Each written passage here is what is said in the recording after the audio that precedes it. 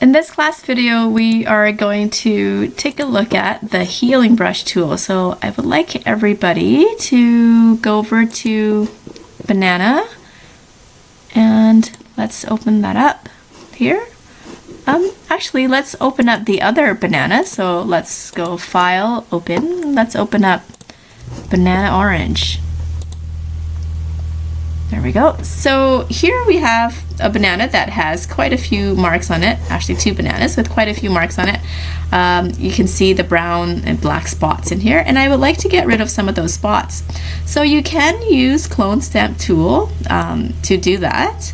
Another tool that I like to introduce you to is the healing brush tool. Okay, so I would like you to go to the healing brush tool. Now there's quite a few different tools here. The spot healing brush, patch tool, all that. So I want you to go to the second one, the healing brush tool. And this tool works similar to the Clone Stamp tool, but it's a little bit more, it's a bit softer. It kind of blends together a lot better than the Clone Stamp tool. The Clone Stamp tool just basically copies, you know, a part of the image that you click on and then paste it on, and maybe you can blend in the edges just like we have using the softer edge round brush.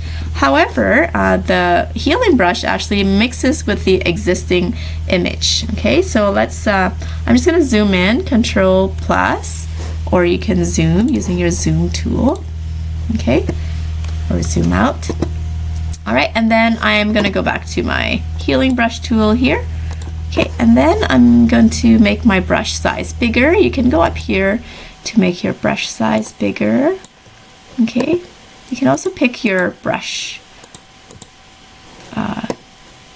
hardness and things like that. Okay, another thing I like to do is to actually just go to the square bracket on my keyboard right beside the letter P to go up or down in brush size. It's just much faster. So let's take a look at this brown spot here I'd like to get rid of. So I'm just gonna kind of go make it a bit small, make my brush size a bit smaller. I'm gonna go right underneath it, and then I'm gonna go Alt until that changes and click on it, and then I'm gonna go up and cover it up. That covers it up quite well.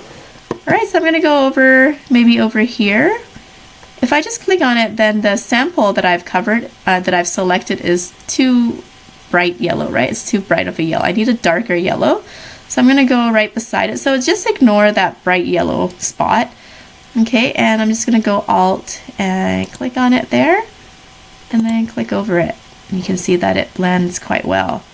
I'm gonna make it smaller this time and go Alt and cover that up. Right, and again, Alt down here and cover that up. Okay, there we go. Alt and cover.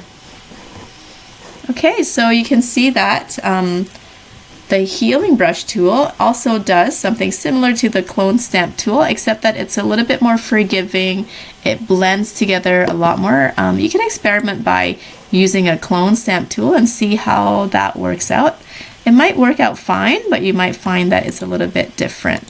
See, you might have harder edges. It might be a little bit more difficult because it doesn't blend together as well. Okay, so if you didn't like what you have done, but you don't want to, you know, use edit undo because you have to do it a few times, or, you know, you just want to kind of go back to the original image in some spots, don't forget you can use the history brush tool down here and then just click on where you want it to go back to normal and then do that. All right, so you can save this as well as activity 4. Okay, save as activity 4, and then you can go on to submit that to me on Web Campus, please.